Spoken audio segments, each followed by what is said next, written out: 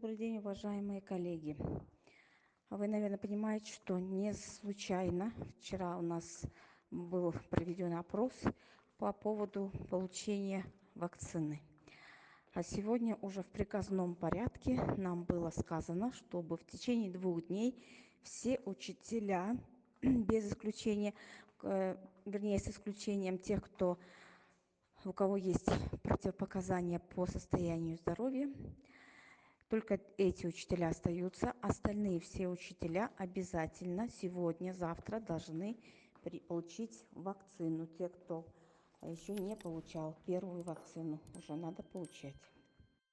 Еще раз здравствуйте всем, уважаемые коллеги. Информация буквально сыпется как из рога изобилия. Естественно, что эта информация для нас не приятная, к сожалению. Дело в том, что и мэр уже обязал, и замгубернатора, и это под контролем Министерства образования, Министерства здравоохранения. Нас зажали со всех сторон, и мэр тоже сказал, что в случае отказа нас ожидают очень серьезные ограничения.